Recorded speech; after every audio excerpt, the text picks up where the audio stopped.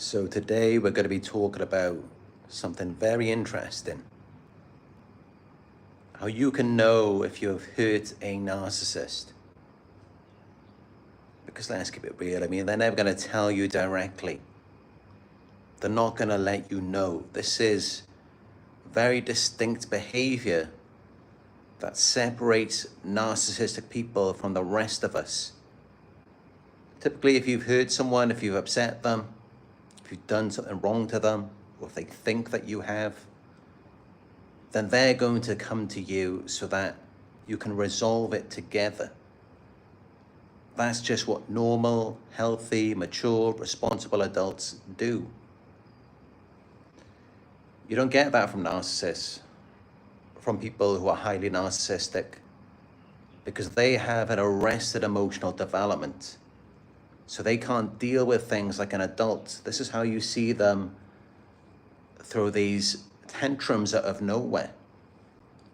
They get highly emotional. It's not up for discussion with them. They can't talk to you about it. And it's because of that arrested emotional development.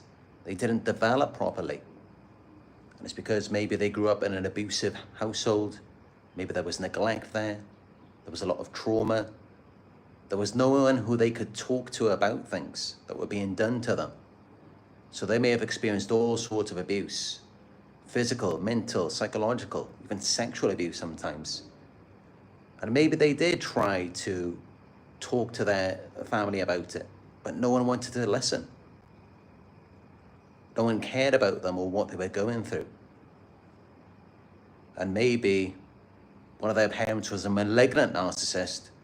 So when they brought something to their attention, something that was being done to them, maybe their parent just laughed about it. And so that's what they learned in their childhood at a very young age. So why would they bring anything to you that they think you're doing to them, or that's hurt or upset them? Just so you can ignore them? Just so you can laugh at them? Because that's how they're thinking, that's their programming. And they don't realize that it's faulty programming. They don't realize that you're not like that. They're not thinking that you're genuine or that it's going to be different with you. They're not thinking that way, and this is why they respond in such an immature way. And you may even see it yourself from them. They're the ones who neglect your emotions. They neglect you when you bring up something they've done to you, or they use it to intimidate you, or they just laugh about it. Well, where do you think they learned that from? These are all things they picked up on in their childhood. And everything you see from them, it's all things that they have learned. They saw it from someone else, maybe a parent, past relationship. They saw someone else use it. The neglect, the abuse, the intimidation, laughing at other people's expense. They saw that as a source of power. They saw that person in a more powerful light by them doing that. And that's why they then adopted these behaviors, because they thought maybe it could empower them as well. Maybe it could get them the result that they wanted. But of course, the very things that they dish out are the very things that they can't take themselves. So they most definitely do not want you doing that to them. The very thing that traumatized them in childhood. And so they decided to be on the other end of it. So the last thing they're ever going to do is be vulnerable with you. They're never going to open up to you. They're never going to share with you what it is that you did that hurt them, just so that in their minds you can laugh at them, or just do it even more. Do it again and again. Because as you may have noticed, when you're being vulnerable with them, when you're opening up to them, when you're revealing to them your triggers, your hurts, what happens? They do it again and again. And of course, since they're already on that wavelength, you don't think they're expecting you to do the exact same thing? Yes, of course, they're highly paranoid about it. That if they are vulnerable, if they open up, if they reveal anything, any insecurities to you, then you're just going to harp on that all day. And you're never going to let it go. Of course, this is exactly what they do. And that's why they just shut themselves off. They close themselves off to you. They have a fear of intimacy, a fear of vulnerability, because they try to be vulnerable. They try to be intimate as a child. And look where that got them. They experience so much trauma, abuse, neglect, and they don't ever want to go through that again. And that's why they let the false character do that instead. They use the false character to manipulate you, to love bomb you. They're never present with you at all. You never see the real them. And it's because they themselves believe that the real them is ugly. It's not something no one would ever want to see. So they hide that from you. And the reality is that if you saw the mask all the way off, you'd likely never accept them. You wouldn't want anything to do with them. The only thing that keeps you interested in them is when the mask is on. Even if it's only partially on, as long as it's on a little bit, that's what keeps you around. If they pulled it all the way off, you could see all of their flaws, you knew everything that they've ever done to anyone, in every situation, all of the horrible things that they have done, how they just felt no guilt, no remorse, they didn't even care about the people they were doing these things to. If you could uncover, reveal all of this, I mean, even just with a regular person, it would be very difficult to accept. If you could know everything about their past, their history, all of the horrible things they've done to people, or even the things that they themselves have tolerated, even with just a regular person, that could be very difficult to accept. When it comes to a narcissist, even everything you think you know of them is just the tip of the iceberg. There's always so much more. Things that you will likely never know because they don't want you to know. They know that if you knew, you wouldn't want anything to do with them, you wouldn't be interested in them anymore, because the only thing you're clinging to is the false self. Something that isn't even real, something that is never going to be real. So, yeah, that's the intro for this video. Before we now get into this number one sign that you have hurt a narcissist. And as it mentions in the title, this sign revolves around their reaction. So anytime that you have hurt a narcissist, you're going to see a sudden shift in their behavior. And this could be something negative, or it could be something positive. But either way, you've got to look at it like this. What is the source of that energy? What is the source of that sudden shift? Where did it arise from? Because of course, something must be pushing it, driving it in that direction. So where did it come from? Where did it originate? Because typically, especially in today's world, nothing ever really originates from within ourselves, narcissist or not. It doesn't come from us. It comes from the outside. I mean, just look at the world today. Practically everyone is brainwashed, being manipulated by governments, large corporations. So, especially with a narcissist, more than anyone, they get everything from the outside. Whenever you see narcissistic behavior, it's driven by something external. And that's what causes a sudden shift in their behavior. It's something outside of them. Something has affected them, impacted them. And of course, if you're their source of supply, if you're the one that's providing energy, emotions, attention to them, then I take a pretty good guess that it would be coming from you, rather than anything else. So whenever you see a sudden shift in the narcissist behavior, you have hurt them in some way. you've gotten under their skin, because they have to be your primary source of influence. They have to have complete control over you, which makes them very hypervigilant. They're constantly scanning you for any changes yourself. But with you, of course, your changes, it's not that they've so much hurt you. Of course, narcissists do hurt us, yes. But when we change, we're trying to escape from their grasp. We're trying to be outside of their control. So that's why we change. That's why we experience sudden shifts, because we're trying to get away from a predator.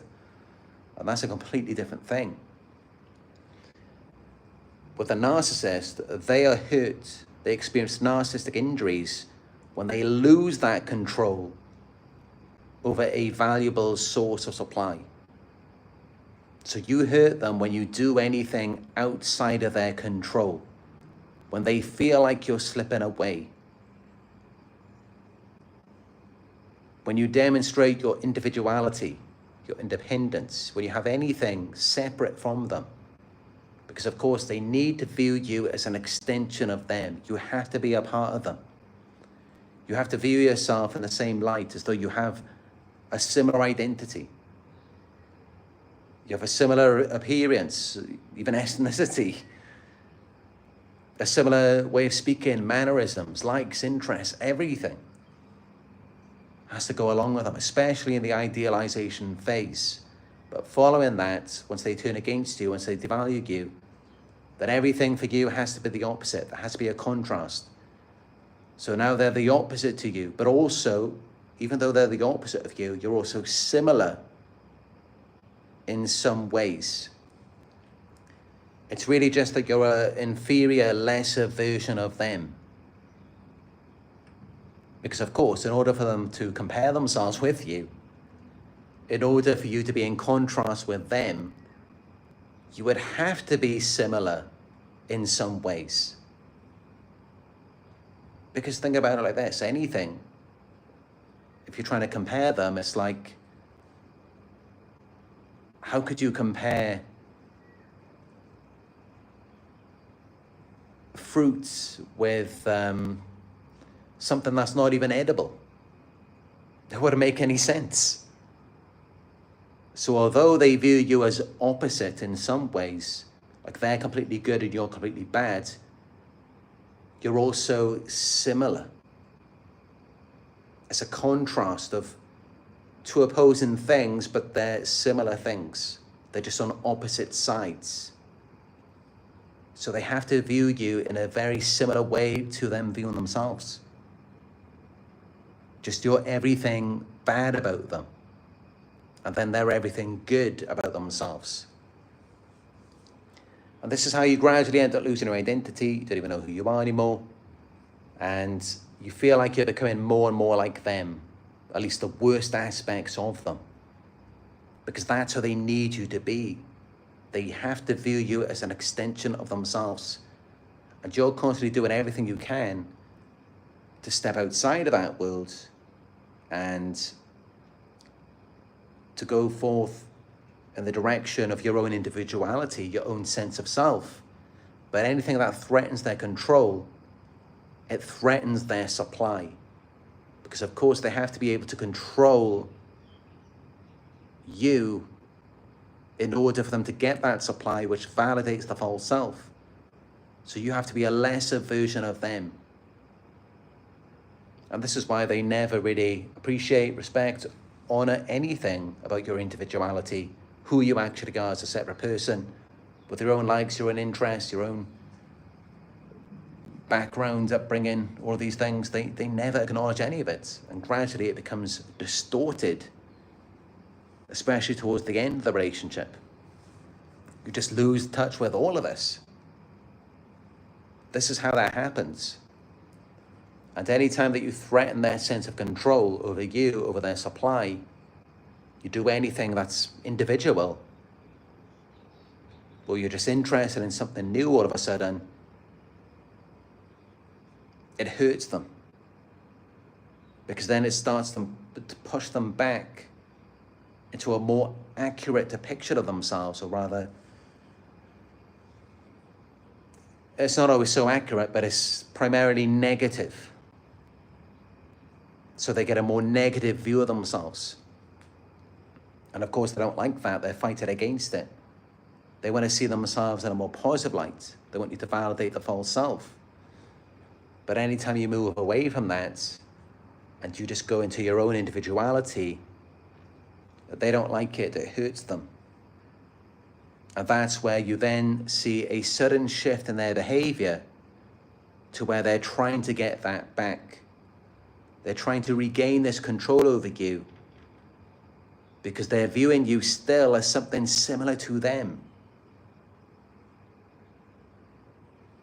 as someone who is like them in many ways. So this is why they mirror you at the beginning. They reflect you back to you. They think that they are you. So they kind of take on your identity and they incorporate that into a part of themselves. And then you just become the worst version of them. And especially if you try to become a better version of them, they're really not going to like that. If instead of you even just step it out and into your own individuality, if you start competing with them and who they're trying to be, which also at the same time, I mean, simultaneously, that's going to be you too, because initially at the beginning, they idealized you, they mirrored you, they took on a part of your identity. So even you seemingly trying to become the better version of them rather than being the worst version of them, you're still just trying to become a better version of you, because all that there is you. There isn't really anything else other than things that they've brought from their past, which again, they've just adopted from past sources of supply. So that's not really them either. And you could do that far better than them, because with you, if you have genuine feeling behind it, genuine passion, genuine interest, then with you, it's actually going to be real. It's not going to be an act. You will actually incorporate things that they are sharing with you from past sources of supply. You can genuinely incorporate that into an authentic part of yourself because you have the feeling behind it. That's what they don't have. So that really makes them mad. That really makes them envious if you do that. If you do incorporate parts of their past source of supply into your identity, that will really wind them up, because that's what they tried to do, but it could never be real with them.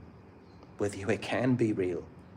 If you have the genuine feeling, passion, and interest behind it, because that's all that it takes to make it real, is if you're genuinely interested in it, if it actually means something to you. So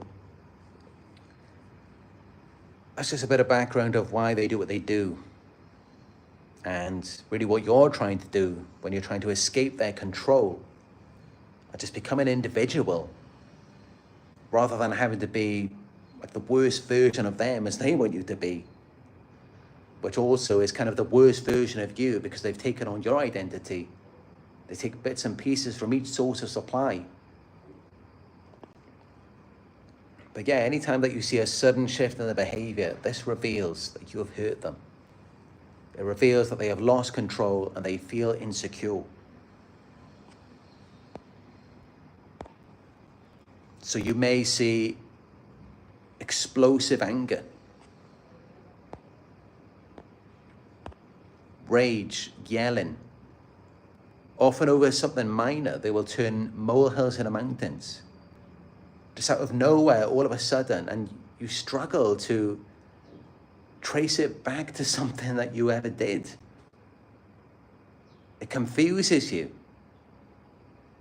It's never something where it's like, oh yeah, okay, I can see why you're acting this way. I can see why you're having this sudden shift in your behavior.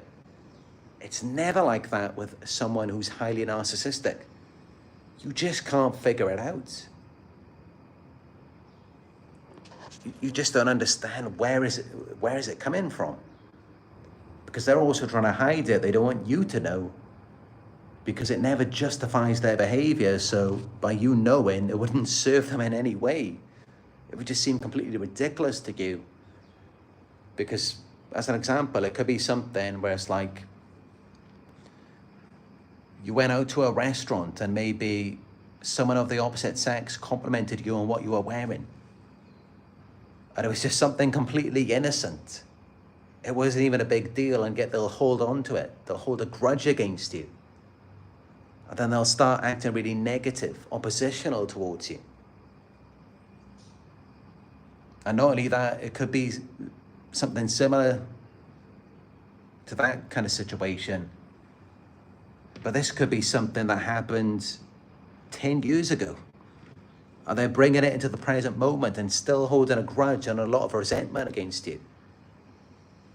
And yet, we all wonder, why are they covert about it? Why don't they just tell you? Why don't they reveal it to you? And of course, at this point in the video, it should be completely obvious why they don't. Because it wouldn't justify their behavior. It wouldn't justify all of the things they did to you. It could never be like a logical argument where it's like, yes, this happened 10 years ago. This guy approached you in the restaurant and he complimented you on what you were wearing. It could never be something like that. Because it would sound absolutely ridiculous. It would seem completely unwarranted, unjustified. So this is why they resort to covert tactics.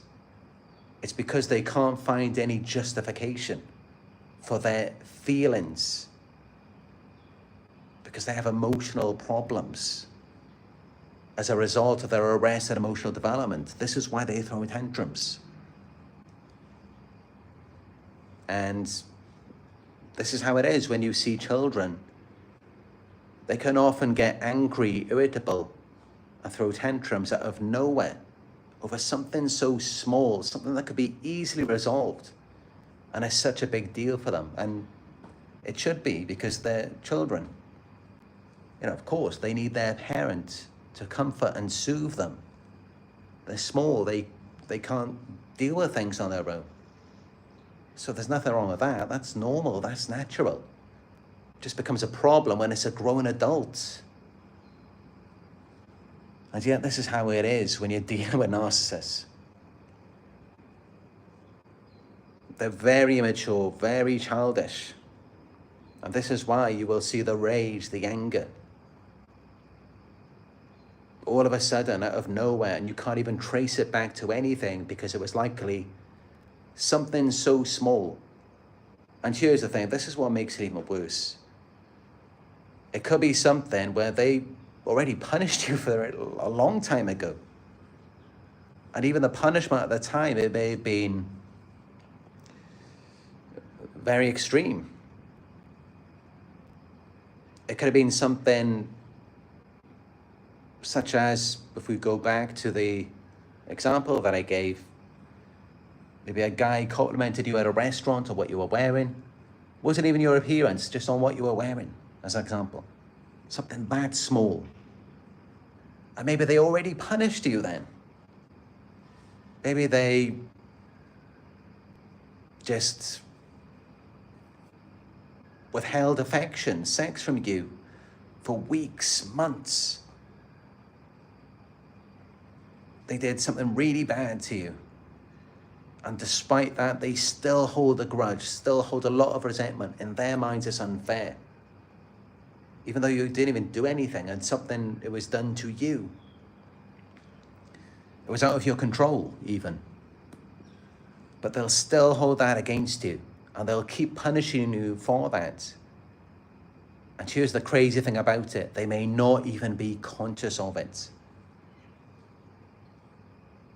They may not even be conscious that they're taking things from years ago in the past and bringing it into the present moment and using it against you.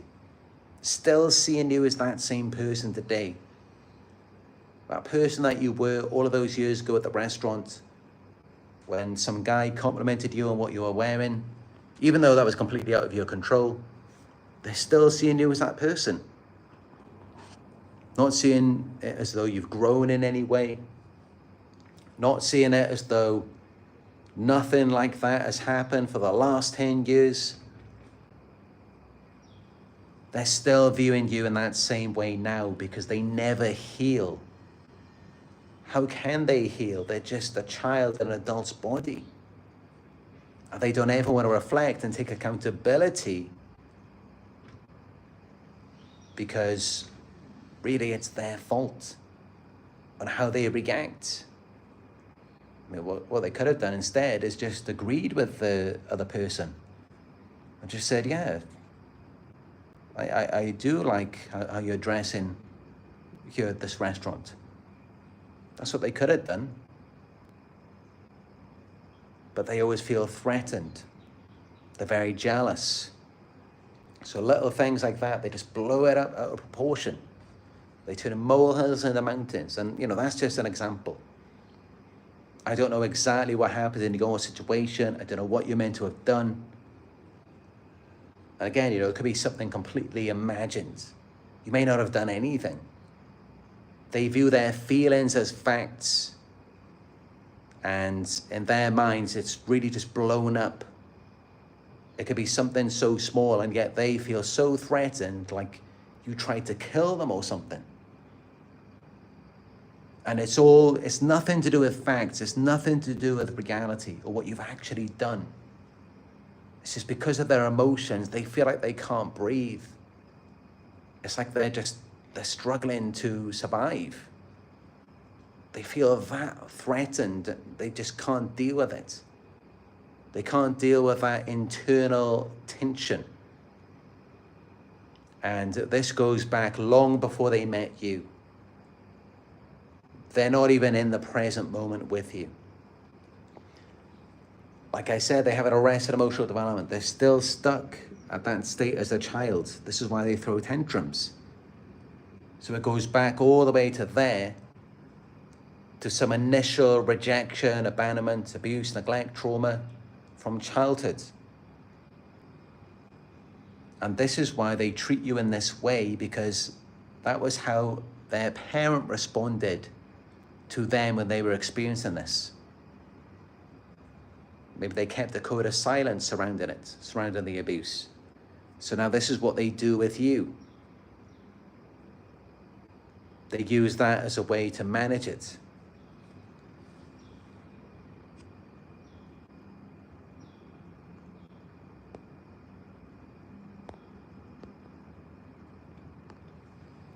But with some narcissists, you won't see the rage, you won't see the anger. And what you may see sometimes is just cold silence or ghosting. Now let's talk about what is the difference. How is it so different? Some narcissists, they will explode with rage, anger. Others will be covert. Now this all goes back to their abuse, their trauma in childhood, and what they felt they were deserving of. So some narcissists, they may have been abused, neglected, and they were made to believe that this is what they deserve. And if they try to fight for better treatment, they were shut down. They were made to believe that no, they don't deserve anything more. So that's why they go silent. That's why they ghost you, because they feel like they don't have any power to change the situation. Like, by them getting angry, raging at you, it's not going to change anything. They'll do whatever they think is going to work for them.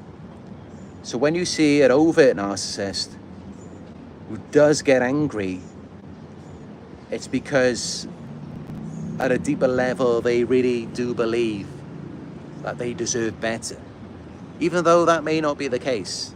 I mean, sometimes, yes, it can be the reality of it. Maybe they do deserve better sometimes. But it all comes down to confidence. And not just their internal confidence, but it's like how they think other people are going to react to it. So if they know that by them getting angry, raging at you, you're going to respond positively to it, you're going to back down, you're going to recognize their greatness, then of course they're going to go forward with it. That never worked for the covert narcissist. People didn't see them as so great or so deserving.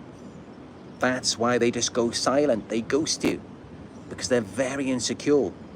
And not only are they insecure, but they feel like the world doesn't view them how they want to be viewed. They may see themselves a certain way. They may believe that they're special, they're great, they're wonderful. Yes, many covert narcissists may view themselves that way. But it's like the world doesn't see it that way though. Only they see themselves that way. They know that other people don't. That's the difference with the overt narcissist. They know that other people do see them that way. They know that people will respond positively if they get angry, if they rage. So that's why they do it. It's based on the outside. It's based on how they know people will respond to it. The ghosting, the silent treatment, that's because they're insecure. And when they play the victim, it's because they think that's how they're going to get their way. That's what worked for them in the past, maybe. But of course, with overt narcissists, it doesn't work out that way for them, does it? Or at least it didn't in their childhood. If they played the victim, no one cared. No one was there for them. It was only when they got angry, when they became controlling, when they got loud, then people listened to them. So that's the difference between the overt and the covert narcissist. And this is why they respond in different ways.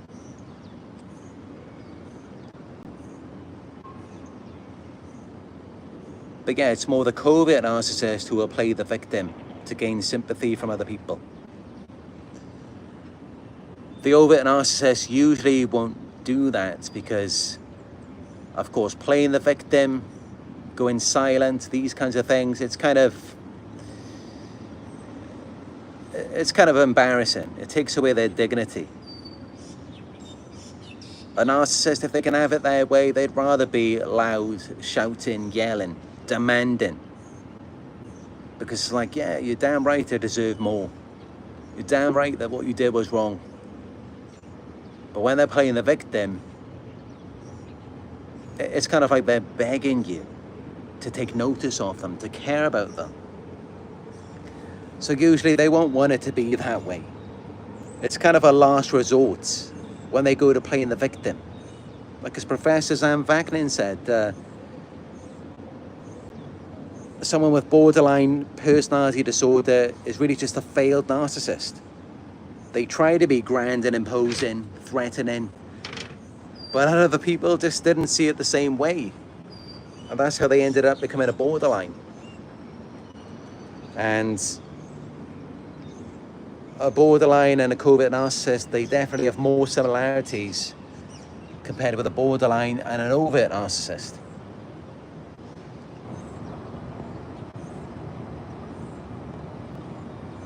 But yeah, many of them will play the victim, those especially who are covert, and they will triangulate you with other people. They will bring in other people to gang up on you and to make you jealous.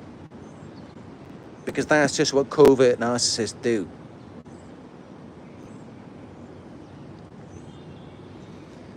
But when you see these behaviors, when you see these sudden shifts, it's all just because you hurt them in some way. And you will likely never know what it was because they're not going to reveal it to you. They don't know how to manage things like an adult. So they're going to be covert, they're going to be immature about it, they're going to gaslight you. And like I said, it may not even be something that you've even done wrong. You may not have done anything wrong, or maybe you did do something wrong and you were already punished for it. And not even just punished by the narcissist. It could be something that you did that affected them and you were punished in some other way. Or by someone else. But when we're talking about punishment, I mean, grudges, they will hold a grudge against you for life. They will never let it go. And it all comes back to the trauma and healing. They hold a grudge for the rest of their lives because nothing changes for the rest of their lives. They stay stuck as a child in an adult's body within arrested emotional development. This is why they never let it go. It's all based off of their feelings. The feelings never resolve. The feelings stay there. They stay stuck. The trauma remains in their bodies. Because I can tell you this, when someone gets over something, when someone is actually healing, they can let it go. They can put it in the past. They can forget about it because they've moved on. So this is why they hold it against you for life, is because, and it's specifically with you more than other people, because they're viewing you as someone similar to them, but also different. Like you have things that they want. You're an extension of them. You're a source of supply.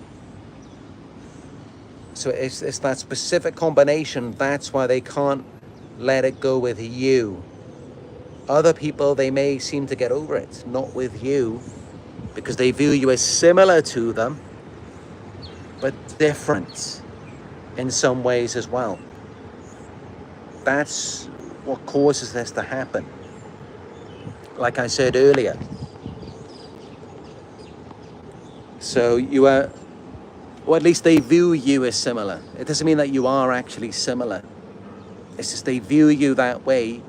And the reason why they view you that way is because they admire you and they aspire to be more like you. So there may be certain things about your identity, your confidence, certain qualities that you possess that they want to incorporate into their false self. So they aspire to be like you. They view you as similar to them, even though you could be completely different. They still view you as similar.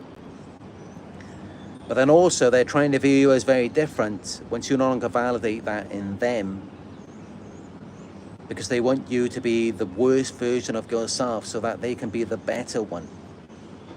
That's how it works. Remember, this is all going on in their minds. It's not actually to do with reality. It's not that you are actually similar to the narcissist. Of course, by the end of it, you do become more and more like them, because they're trying to become more and more like you. But to incorporate it into the version of themselves, the false version.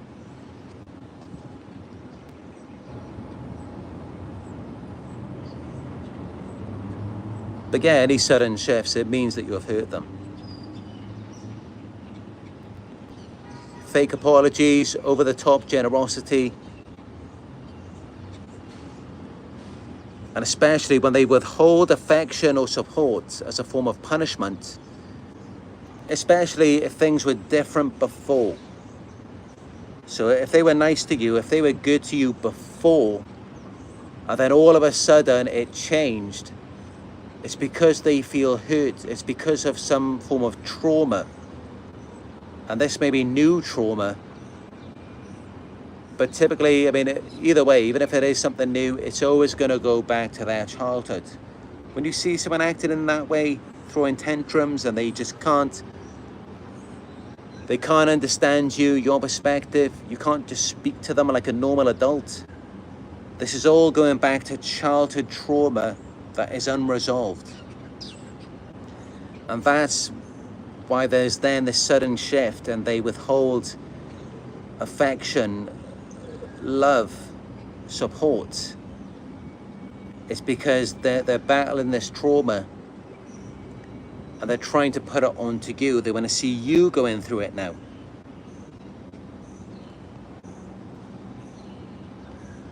And of course, let's not forget the instant discards, where they act like you never mattered. They just pretend like you don't even exist, like they don't even know you all of a sudden. It's like you're dead to them. It's because they're hurt. So now they want to dissociate from you. They want to act like they're no longer in association with you. They've got nothing to do with you. They individuate. But this is how you know that it wasn't something you did, and instead it was something that you resurfaced, reignited about them. This is how you know the clear difference. Is when, yes, initially they may individuate, they may dissociate from you, but then later they come back.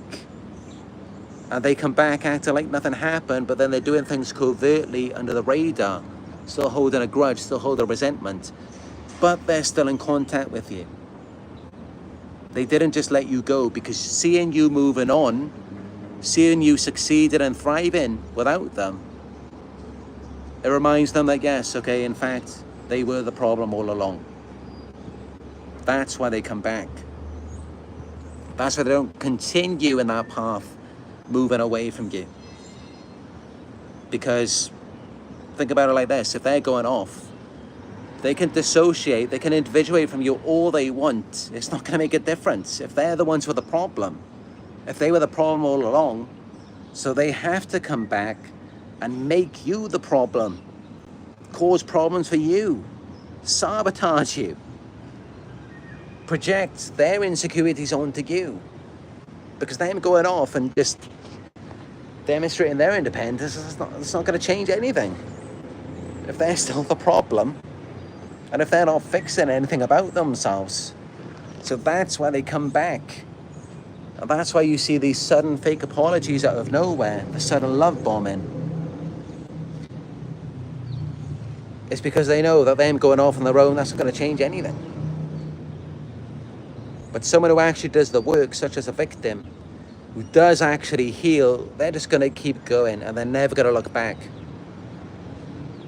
Because they have the tools, the ability to heal themselves, to heal their traumas.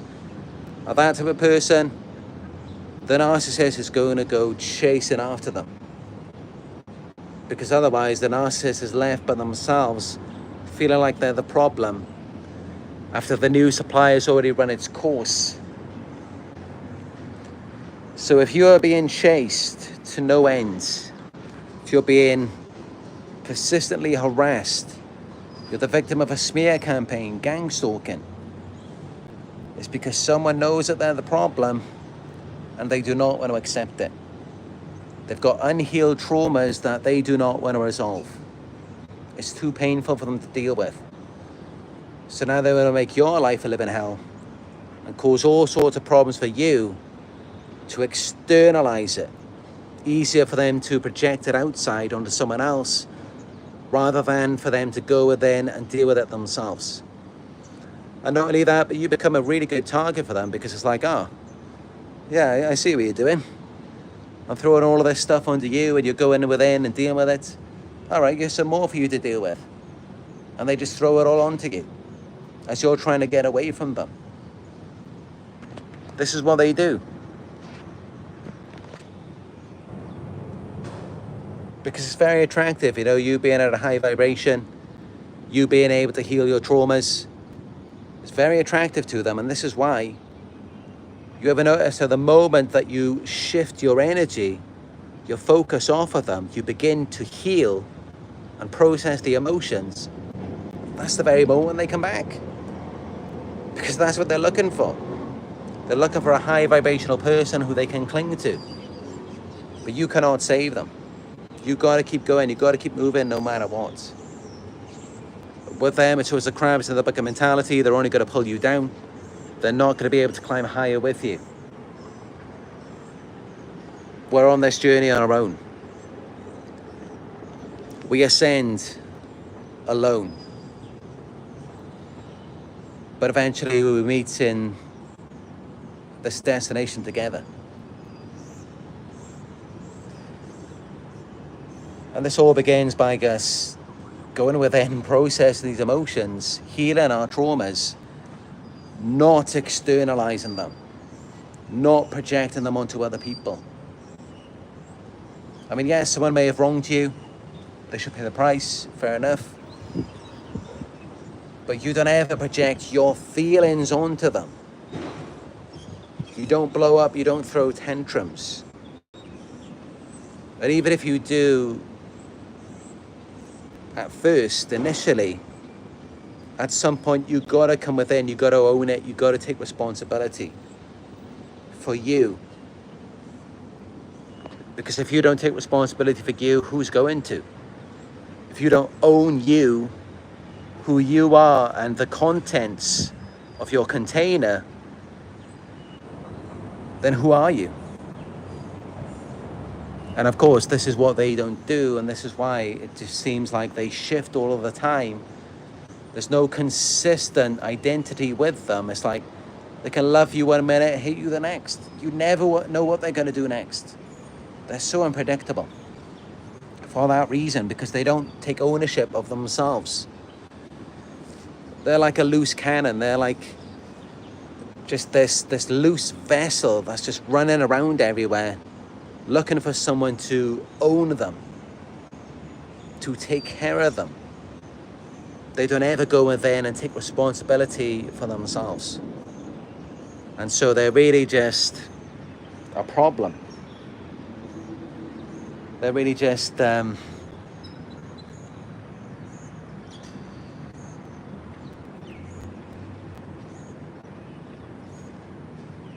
just something that's going around and just wreaking havoc wherever they go. That's really what they are. They just they leave a path of destruction wherever they go because of their emotions that they struggle to control. And of course, that's what they did with us. They came into our lives and they tore everything up.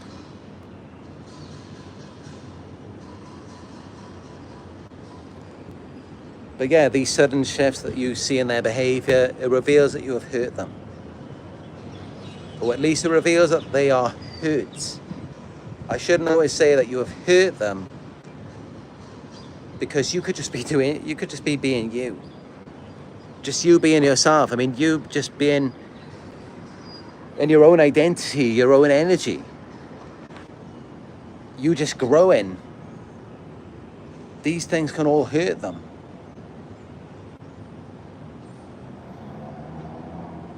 But really, it's more just that they're hurt, rather than you are hurting them. You're not deliberately seeking to hurt them. You're just growing, you're developing, you're just in your own empowerment, your own identity. You're not deliberately and actively seeking to cause someone harm. That's what they do. They do it all under the guise of development, freedom, independence. Well, it's like, no, that's not why you're doing that. They're doing it to wind people up. They're doing it to manipulate you, to take away your peace, happiness, and contentment. That's why they do it. As an example, when they do all of these things to you, then they discard you, then they go off and flaunt their new supply. What's that got to do with peace or love? They're doing that to wind you up. And so it's important to recognize the difference. Because this is how it works, you know, true peace, true love, that's universal. It's not about excluding someone, alienating them. That has nothing to do with peace or love. But of course, that's what they do.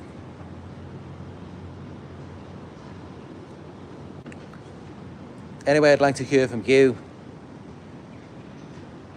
If you'd like me to expand on anything that I've said to you, if you have any questions, let me know right now in the live chat.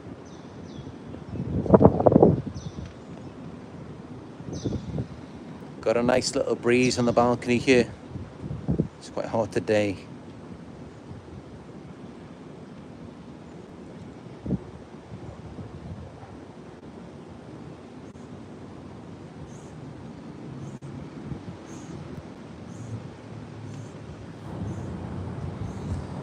Yeah, you know, it's like you might mistake it as though you just haven't paid the price yet. You haven't covered the debt. You want to talk about debt with a narcissist? It's absolutely crazy. You could have done something so small. It was not even a big deal, or just something you didn't even do. It just hurt them. You will be forever indebted to them for the rest of their lives, and nothing you do will ever be good enough. And they will completely destroy you. They can move on. They can be relatively healthy and happy, but they will completely ruin you. Because it's their emotions. It's got nothing to do with reality. And it all comes back to the same thing again and again. Unresolved trauma. This goes far back before you. This is back to their childhood. That's what the problem is. That's what produces these unstable emotions. And I'm not just speaking about this for research. I can talk about this from my own experience.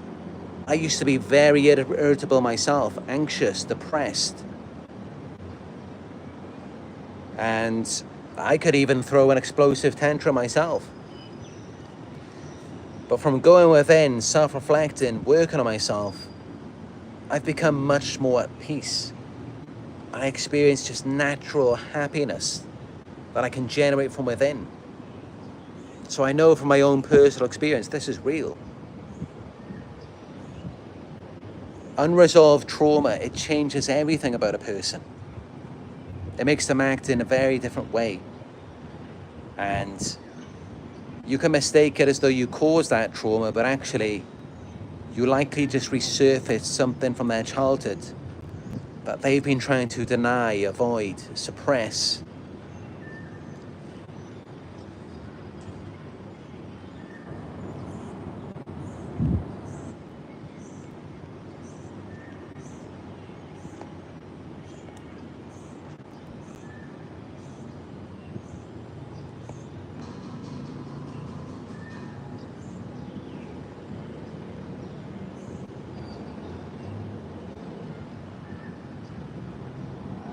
John Tracy says they'll pick the bone dry. That's exactly right. They will pick you apart. All while thinking that you actually deserve it. As though that's your punishment. It's completely insane. I mean, even just picking the bone dry would be a light punishment compared to what they do. A narcissist will torture you to death. They will pick away at your individual skin cells over an eternity, and then they will revive you back to life just to torture you again on repeat to infinity. Is that not what they do with you? Is that not what they did with all of you? It's exactly what they do. They go back and forth between the love bombing, devaluation, love bombing, devaluation. Why do they go from the devaluation back to the love bombing? It's because they know they put you through so much torture. You've become emotionally numb. You can't even feel anything anymore. That's why they go back to the love bombing, to try and bring you back to life so that they can put you through the cycle all over again. These people are evil, sick, absolute monsters to do that to you. But this is what they do. And it's because of their own emotional trauma that hasn't been resolved. They don't want to process it. It's too painful. And that's why they just want to watch you going through it on repeat and to no end. Because you are sustaining their existence. It's like they need you there. They need someone to torture endlessly because they can't ever feel good about themselves on their own. They've got to have the contrast. They've got to be putting you through something so that they can feel like, yeah, Yeah, I got trauma, I don't feel too good about myself. But at least they're not being tortured all the time. That's how they get to think.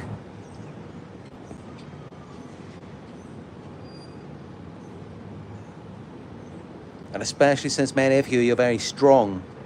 So it's like no matter what they put you through, I mean, you are built to survive. It's like natural selection or something. It's like no matter what they do to you, you keep coming back stronger. And you still got your smile. You're just built to make it. You're built to survive no matter what. And yeah, they do take advantage of that. Because that's what they like. You know, this is what these people do, is they target someone who's strong, resilient, someone who's just genetically built to make it against all odds. And they just run that person into the ground. Because that's the whole point, is that they're not built that way. This is why they become a narcissist. This is why they have to have all of these enablers and flying monkeys to turn against you. They're just not built the way that you are. You're built to survive, they're not. And they like to test that in you. And this is why they pick you. Because they can't go through all of the emotional damage and trauma, but they know that you can. They know that you'll make it through, you'll survive. And perhaps that's why, you know, look at the world today and people are so weak. People are just not built to make it. And, you know, you could blame community, society. Why can't we have community, societies full of strong people? People who are emotionally and physically strong. But no, they all have to be weak because they all gang up together and target people who are strong. That's what they do. And then they make us feel like we're weak. Just look at like kids in school. Bullies. They get all of the kids to gang up against one kid. And you just think the amount of emotional trauma that one child is suffering with. And all of the other kids together, they can't take it. But yet they're making it out like that kid is weak. No, that kid is strong. And it's no coincidence that the child they often bully is very smart, very intelligent, a geek. This is what they do. It's crazy. It's completely backwards. It's the other way around.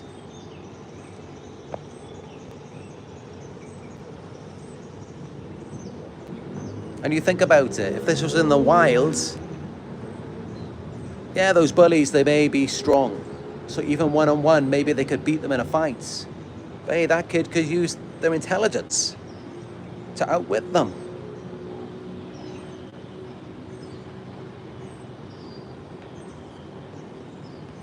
It's not always about physical strength. It's about your intelligence as well. Are you sharp? Do you see things that other people don't see? Do you think outside the box? And that's just it. Bullies, they have a very low level of consciousness.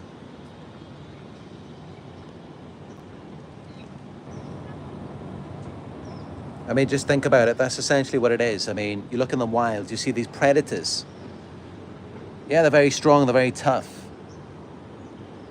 But the prey that has survived how many millions of years now? They outwit these predators. That's the whole point. That's how we got here. Because hundreds of thousands of years ago, our ancestors were being eaten alive by large cats. But somehow they managed to outwit them. And it's not cheating, you know, this is through genuine qualities that we possessed. Intelligence is important too. Thinking outside the box, that's important. It's not all just about physical strength. And when you think about it, what is more important than the brain? Consciousness. Everything else is just a meat suit. So I'd rather be smart than just being big and tough.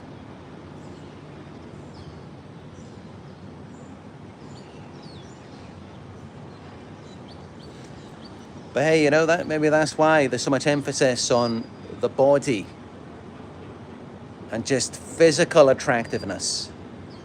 Because they want to dumb people down. They know, oh yeah, all right.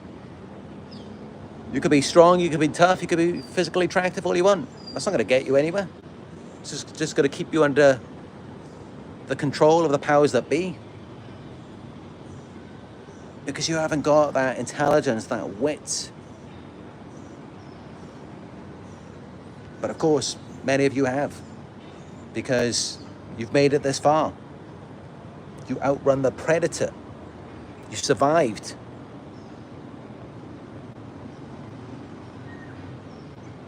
And that's what it's about. I mean, what good is it being big and strong?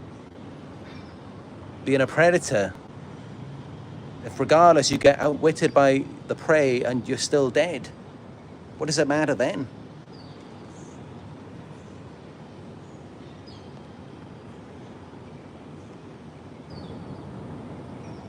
And that's how, you know, evolution, natural selection, it incorporated all of these things.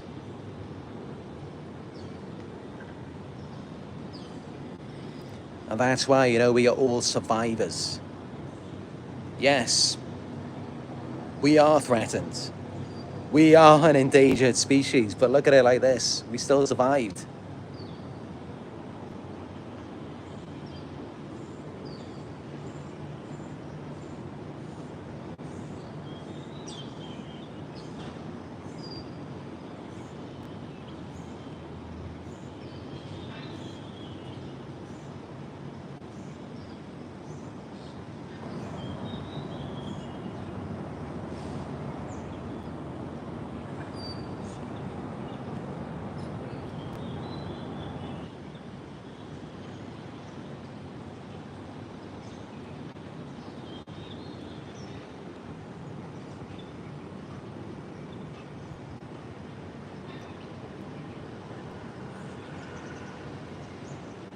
Chosen says, because they are not living authentically, always being what they think they need to be accepted and valued. Yeah, that's a big part of it, you know, not just for narcissists, for everyone. Is you've got to let go of what people think of you. And it seems contradictory to everything in this world, everything we've been taught since we were children. It's like it's all about your image, your reputation. Even if you're not a narcissist, it's still all about our image, isn't it? Being liked, being accepted. And it's part of our mammalian brain. We're programmed to be this way. But let me tell you this, you've got to let go of all of that. You can't care about your reputation, your image, if you want to be authentic, if you want to grow spiritually. Because when you begin your spiritual healing journey, everyone around you is going to think you're crazy. That's how they're going to think. They're not going to understand any of these things. And you have to be able to accept that. That yeah, you are going to seem strange, weird to a lot of people. It's like when everyone else is going to the bar, having a drink, you're sitting at home meditating. Of course they're going to think that's strange. But that's just it. You have to let go of the tribe in order for you to elevate. Elevation requires separation.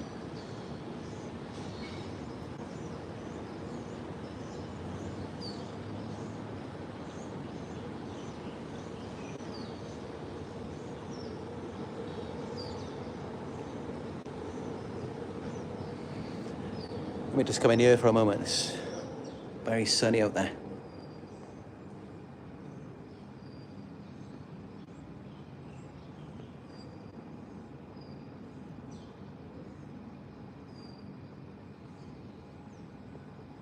Sebastian Latortu says, one day I'll get the last laugh when I get my laugh together. That's just it. I mean, many of us, we want revenge. We want to get the last laugh.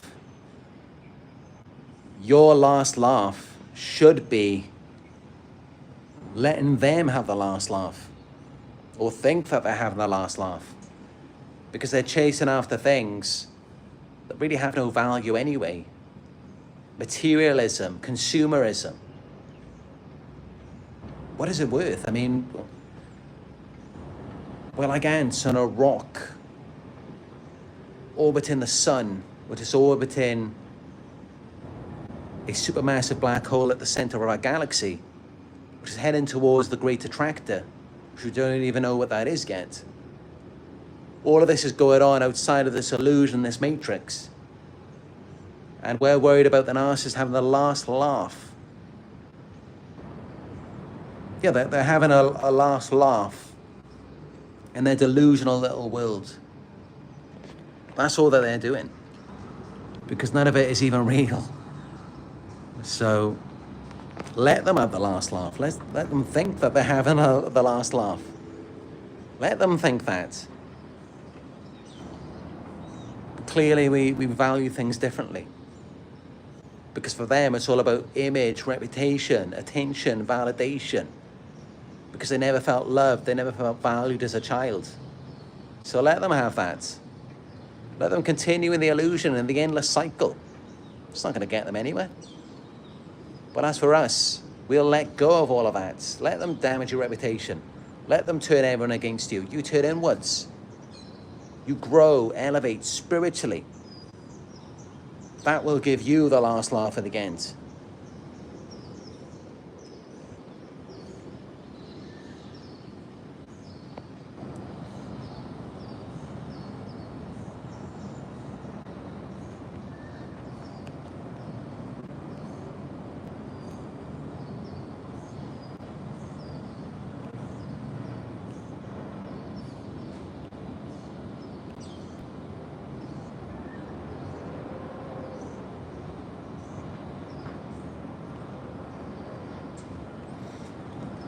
Nala is up after a nap.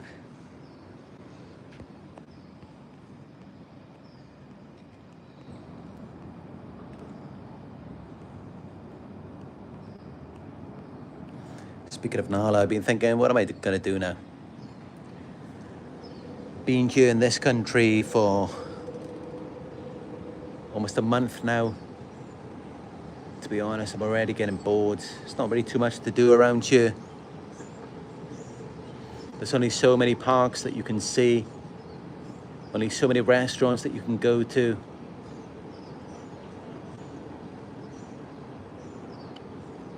I need some good vibes, you know what I mean?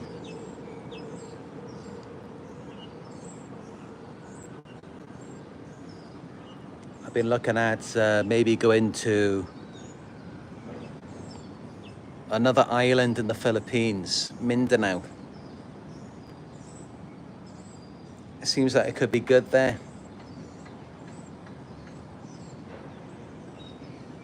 ChatGPT said it's a good place to meet feminine women. Those who are more responsive to masculine men. And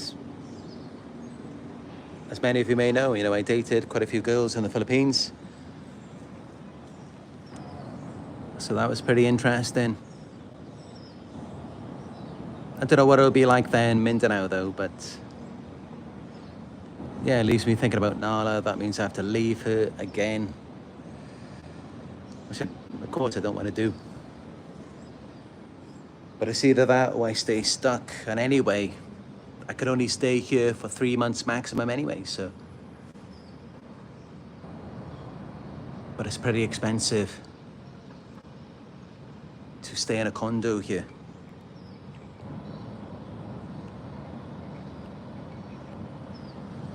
So who knows, maybe by next month, I will be somewhere else. I will be in Mindanao.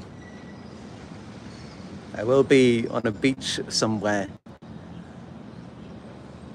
under the sunset, sipping a non-alcoholic cocktail with a pretty brown skin Mindanao girl could happen. It could become my reality. Let's see how things go. But yeah, I've just been enjoying my time with Nala here. I mean, every day I make the most of it.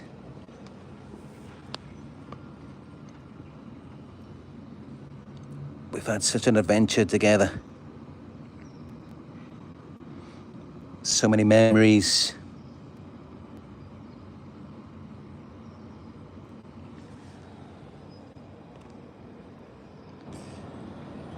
But yeah, I don't think I will be here much longer. I know that there's an adventure awaiting me out there somewhere. And going to Cebu and Bohol 6 months ago wasn't really so much success in terms of dating.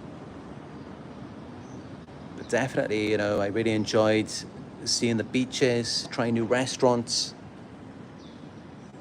It just feels like that's what I'm here to do, is explore. I just love exploring. Of course, it was important for me with what I do. I mean, of course I have to explore, learn, grow. I have to develop who I am. I can't just stay stuck. But yeah, I'm sure many of you're bound to have noticed how much I've grown over the last few years just from traveling around. It's definitely it's changed me completely for the better. You know, I'm much more stronger, wiser. And I just understand the world more. Just so many things that I've learned.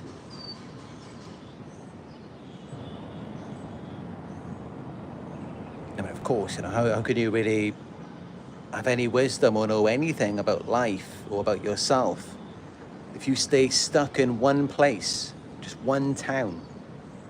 It's kind of like being stuck in a cult and you don't know anything that goes on outside in the world. It's kind of like that, I think it was a story, I don't know. But it's kind of like these people were tied up in a cave and all they could see was the shadows on the wall.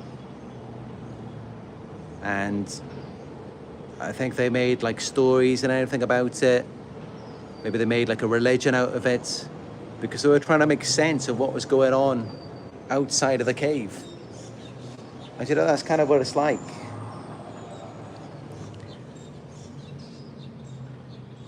Everything's such a mystery to us and we try to make sense of it. We try to make sense of the shadows on the wall.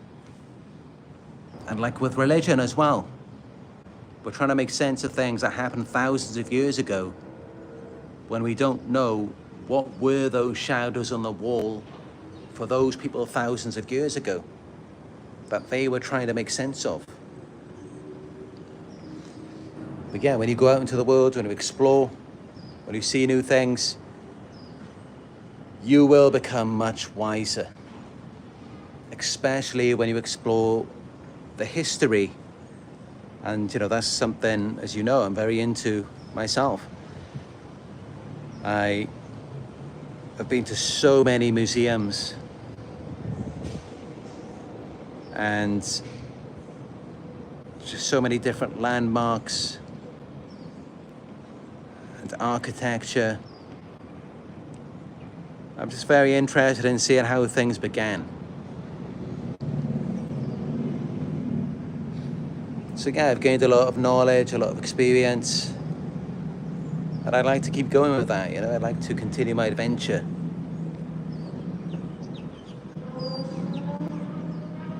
And, you know, there's really nothing else for me to do other than stay with Nala, which I would like to do. I would like to bring her with me.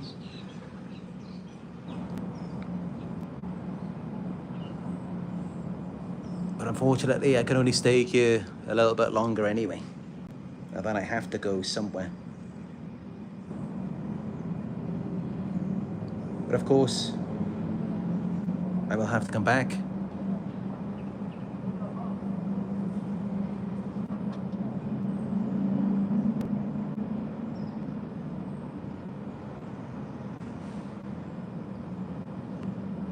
Sebastian Latortu says they are fried spiritually.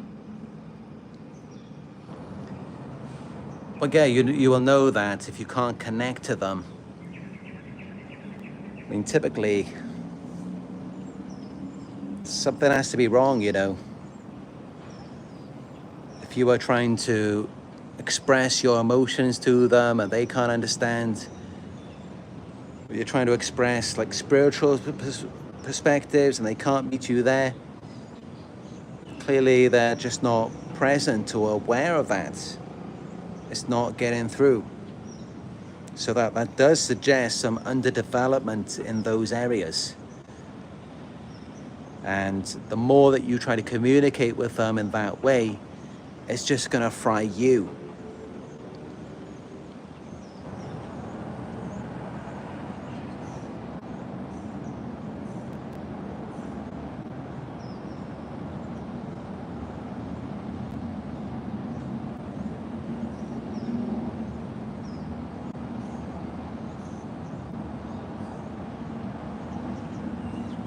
See where we're going here.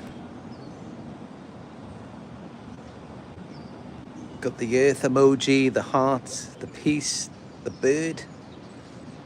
It's all happening in this live chat today.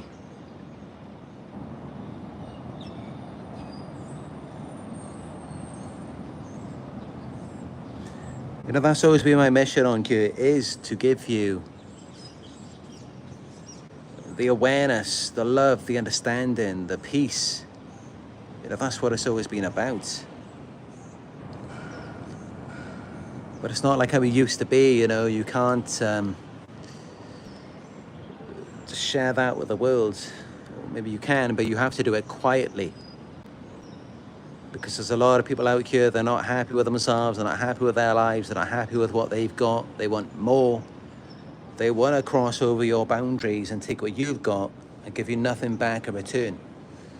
So, yeah, it's war with a lot of people. There's a lot of resentment out there. This war is going on right now, so, you know, of course. And if you're professing your love and peace, to them, that's just like, free reign for me to come over and take what I want and leave you with nothing. That's how they think. So you've got to be very careful with who you share your love and peace with. Not everyone deserves it.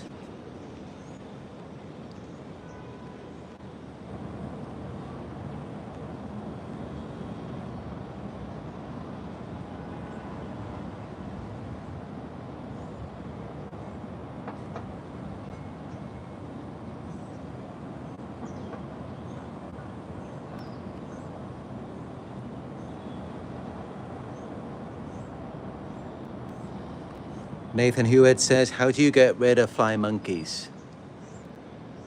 Well, instead of trying to control something outside of you, try to control you, because that's what you can control. Control how you react to it. That's difficult to do because it's very extreme harassment. Which, you know, of course, everyone has their limits. I mean, just like with torture, you might think that you're really strong, but everyone, even in the war, I mean, people were being tortured and eventually they cried, they screamed, they revealed private information, secret information to them. So everyone has their limit, it doesn't matter who you are. So if it's very extreme harassment, you can't control yourself, you lose control of yourself, then try to change your environment. Of course, yes, in some cases, as I've heard from my clients and I've experienced myself, even if you remove yourself from the situation, they will come after you. They will follow you around the world. So in those cases, you just got to keep it moving.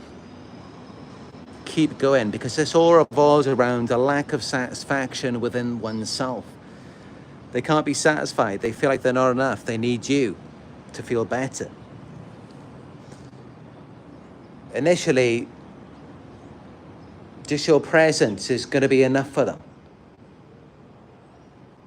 You may see the love bombing initially, and then gradually they will realize they can't be satisfied, and they will turn against you. They will get angry at you, try and force it out of you. You want to keep moving before you reach that point. If you're able to do it financially, that's your best move. If you stay on the move every month, every week, you're going to be all right. The problem is once you stay too long, once you start feeling like you belong there, they make you feel that way, that's when you're in trouble. That's when they get comfortable. That's when it's time for you to go.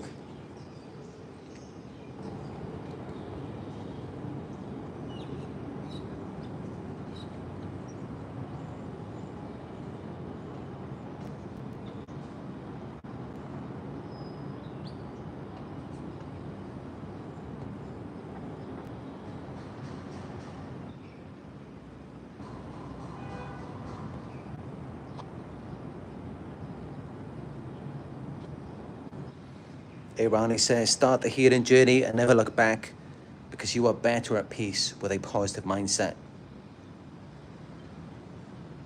Yeah, it's interesting, you know. I do believe that it is a spiritual connection.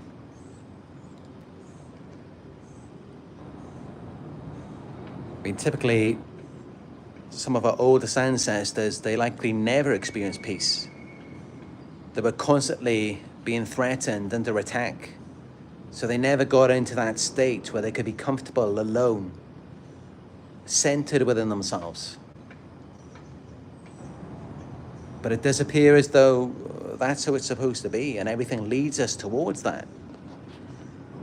To follow that feeling. There appears to be a meaning behind it.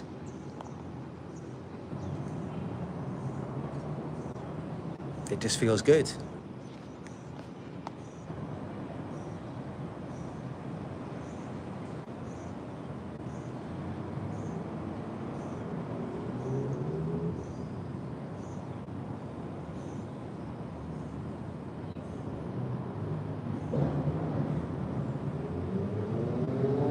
Selena Stewart says, if you try to get the last laugh, you're giving them an invitation to come back and harass you further.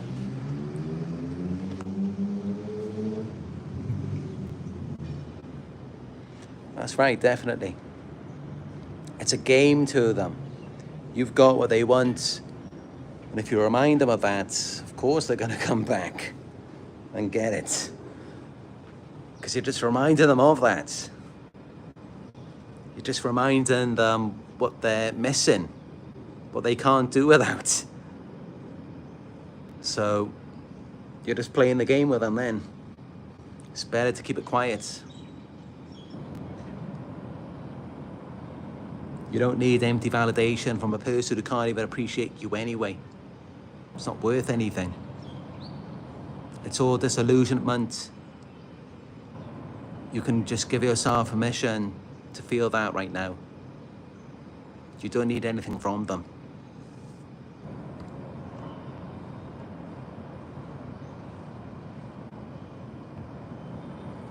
Kim H asks, what does feminine women mean exactly?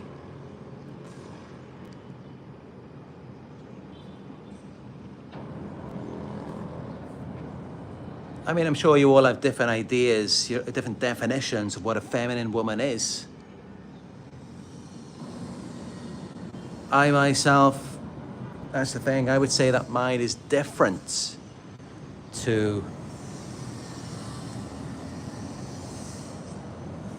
what's, as it's seen by society, or especially as it was seen before. Because my idea of a feminine woman isn't someone who's just a housewife trapped inside the home. I don't think that's a woman who's making the best of herself. I mean, and that's what it is. A masculine man, a feminine woman, these are people who are at their best, performing at their highest level. And I believe that women have far more to offer than just their beauty, their looks, or what's between their legs. And I wouldn't say that I'm a feminist. Personally, in some ways, I think that female empowerment has gone a bit too far. And we've got men out here that are like 40-year-old, 50-year-old virgins. So things have gone a bit too crazy. And also there's women out here who say that they're feminists, when actually what they're doing has nothing to do with female empowerment. They are manipulating men sexually, taking advantage of their finances. If anything, that is the opposite of what the feminist movement was all about in the 1970s. True feminism was actually not even a bad thing, like what they turned it into. And, you know, it was a British woman who was the founder of feminism in the 1970s. She started the movement. And I listened to some interviews by her, and it makes a lot of sense. You know, equal opportunities in the workplace, equal pay, women having their own independence, being able to make their own choices, these kinds of things. That's a step in the right direction. I'm all for that, and I think that is true femininity. A powerful, independent woman. Yes, what's wrong with that? A woman who is skilled and can work for herself. But even then, it shouldn't be something where she's just taking money from the man and then keeping all of her money for herself. No, you share the finances equally together. You build together. You share with each other. That's how it should be. That's what a power couple is. And together we can build something amazing. And that's really, just like with narcissists, it's a huge mistake that men have made, thinking that we can do it all. No, women do have a lot to offer. In the right way, though, not where they're just pretending to be independent, but they're leeching off a man. I think feminism has gone the wrong direction. But they had the right idea before, at the start. It's just they took it and they turned it into something else.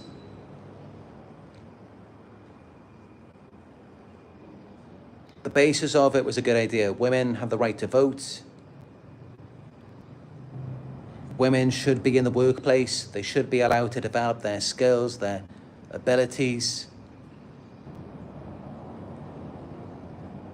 However, it has gone a bit too far. I mean, you know, women doing masculine jobs, things that require strength.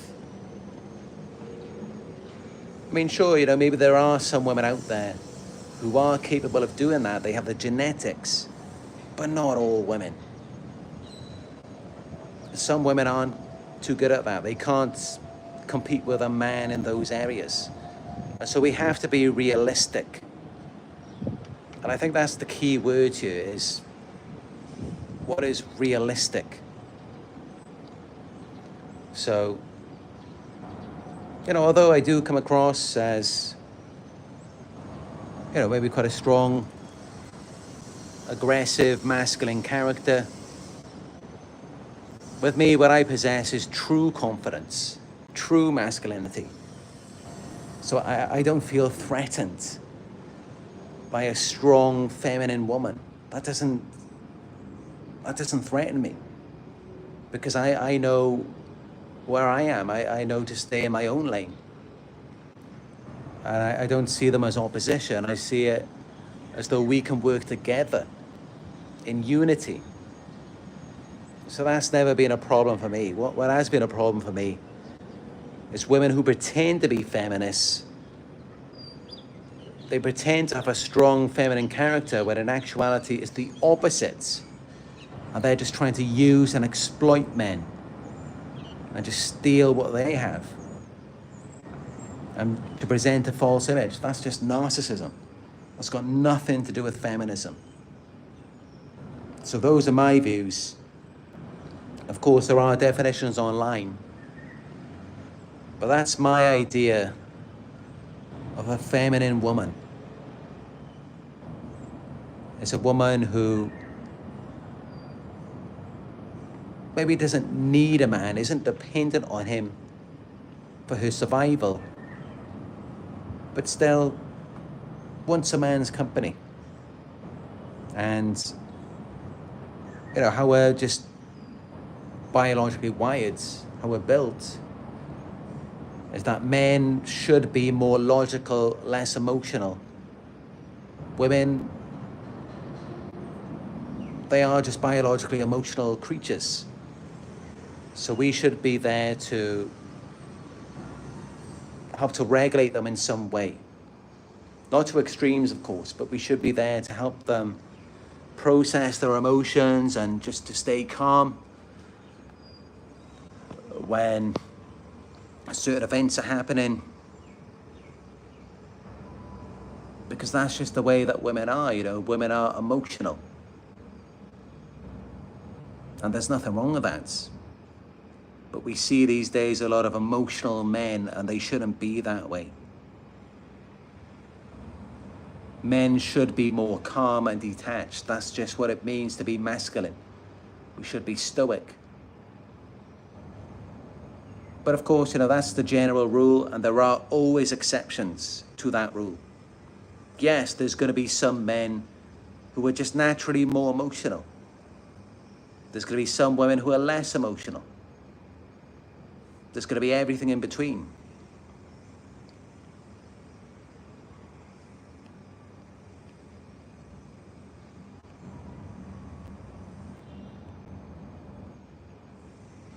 So yeah, that's just my on-the-spot definition of what is femininity.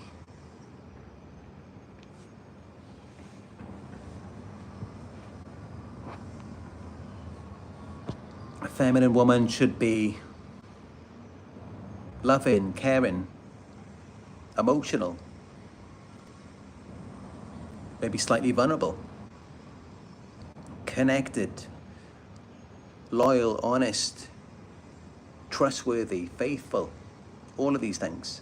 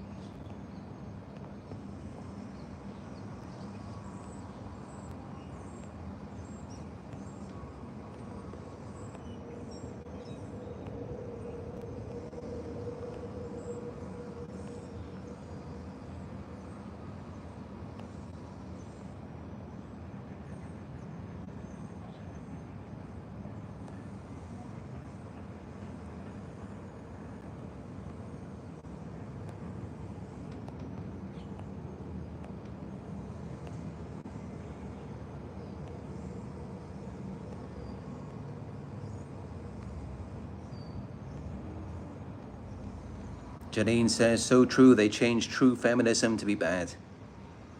That's right, if you look into it, what you're seeing today, it has nothing to do with feminism. It's far too extreme. It's actually the opposite. Women have become more dependent on men, less empowered than they were before the 70s. It's the truth. Look at how much they manipulate men on social media. They con them, scam them. What has that got to do with independence, female empowerment? I'm about female empowerment for real. And it's a shame, you know, that it went down that direction. Because I think they were onto something. Equality is good. There's nothing wrong with that. But yeah, you know, it's what we're seeing now. It has nothing to do with feminism. I mean, maybe, yeah, you know, in the workplace, we are seeing that there. You know, there is more equal opportunities, more equal pay. But that's about it.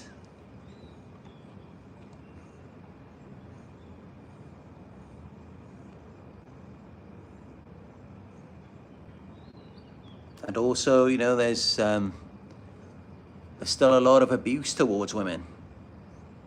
Of course, I know that more than most because I have so many viewers and clients who are women as well. And, you know, there's really like an epidemic of violence and rape against women. It's really sad that this is happening, but I also think that it is the result of this extreme feminism that has nothing to do with feminism. I do think that it is the effect of that. It's very toxic. People talk about toxic masculinity. It's like, what about toxic femininity as well? I mean, it's just toxic people. There's extremes on both sides.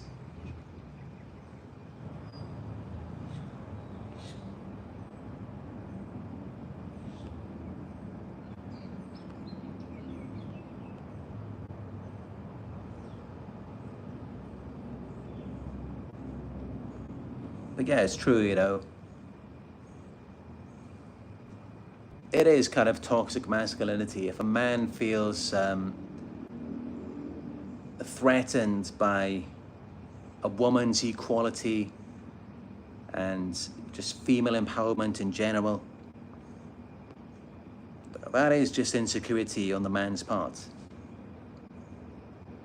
It's feeling like a loss of control. You know, if we're talking about just genuine, healthy feminism.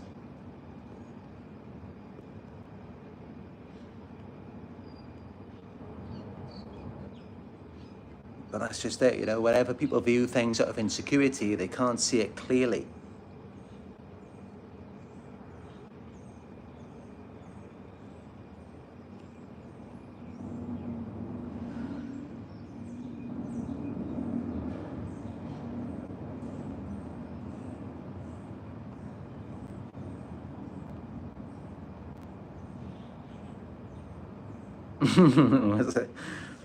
Let's talk about real life cartoon characters. And if you ever had a crush on a cartoon character before? I know I did in my childhood. The most difficult thing to accept is that they can't be real. But even if they could be, how weird would that be?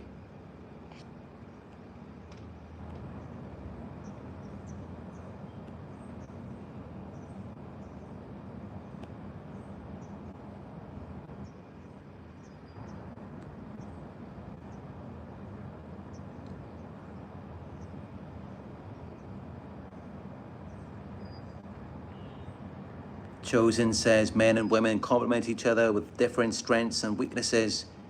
We need each other, but this world has created a perspective that we must fight against each other. Well, that's another thing, and you're right there. Is that this idea of feminism, female empowerment, is like making women more like men. Putting women in men's sports, and like women are like bodybuilding, and is that really necessary? And it seems like they're doing it out of insecurity. There's no reason for a woman to compete with a man. I mean, women are equal to us. Men and women are equal. We're just equal in different ways. We have different strengths, different abilities.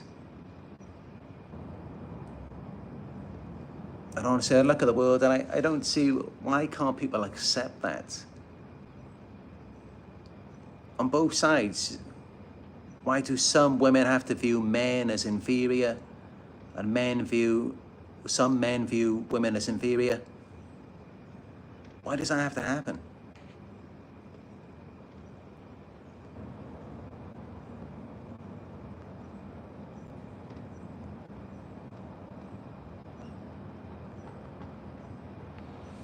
I myself, I'm not really much of a supporter in politics. I'm not left, I'm not right. I'm more of a centralist. I can see good things on both sides. And I'm not primarily a supporter of women or men.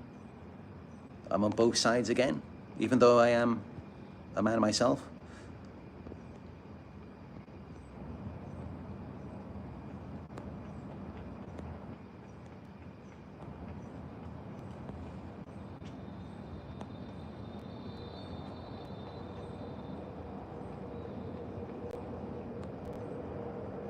Irani says, narcissists hate women with a strong mindset because we want stability and to be safe and focused on building. It's a power game with narcissists. You will never have harmony or peace. That's right. That's exactly what narcissists are like. Male narcissists, they do hate women who have a strong mindset because they want to control you.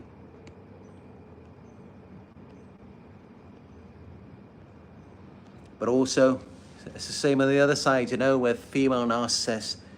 They hate a man's masculinity. They see that as a threat to their control. They want to demasculate men. So we do see the same things on both sides. And as for me, I say, celebrate whoever you are, whether you're a man or a woman. Celebrate your masculinity, celebrate your femininity. These are gifts and these are things that should be loved and cherished. And also understand that you're not primarily masculine or feminine. We do have an opposite side as well. You just don't want to be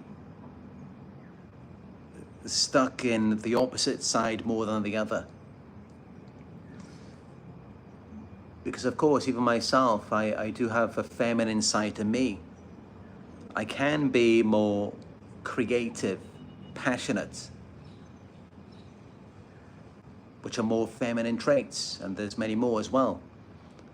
And there's nothing wrong with that.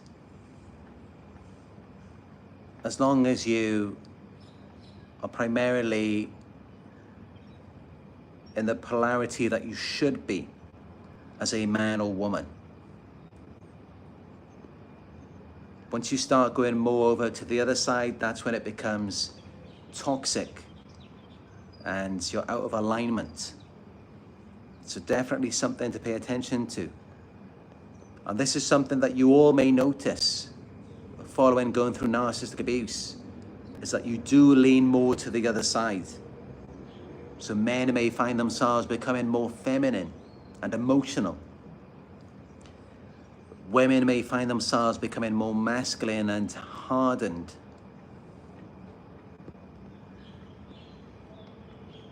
Because of course, it's a part of your identity and your identity is a threat to them.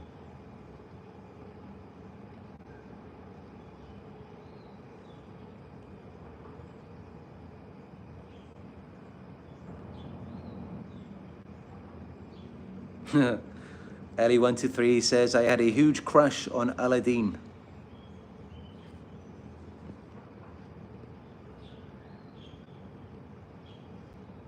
Aaron Michael, Ariel in The Little Mermaid.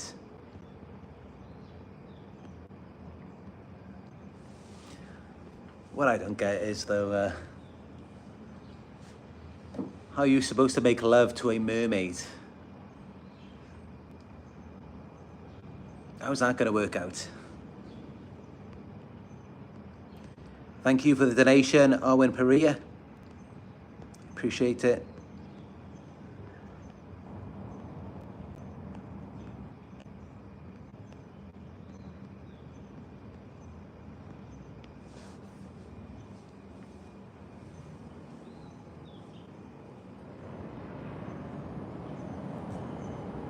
Eddie123 asks, who was your cartoon crush, Chris? Mine? Well, when I was growing up, we had a lot of Disney movies. So I remember seeing it in the cinema. I liked Pocahontas. And I also liked Princess Jasmine from Aladdin. So those are my two cartoon crushes. Of course, there were many more as well, but those were my favorites. Anyway, I'll leave you with that image to finish off this video.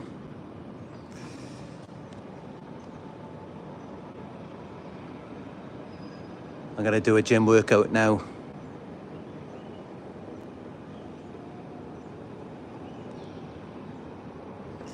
But thank you all for joining me on another Narc Survivor live video. If you enjoyed this video, give it a thumbs up. Let's get it out there so that more survivors will see it. If you're new here, subscribe, click the bell icon. Hit all notifications so that you will be notified when I go live again. And let me know if you've got any questions or anything you'd like to share about what I've said to you in the comment section down below. I read your comments every day, and I'm sure other viewers would love to hear from you as well, so let's start a discussion. And if you would like guidance or support your healing journey, you are welcome to book a one-on-one with me. Just head to my website, it is narcsurvivor.co.uk. Also, your donations are greatly appreciated. It's a great way to support our community. You can donate by going to paypal.me/narcsurvivor. And if you would like to see more content and also some pictures and videos of my travels, follow me on my Instagram. It is Narc Survivor YouTube.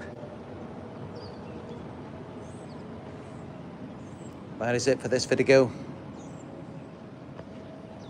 But I will be back again soon with another one. So I look forward to talking with you again.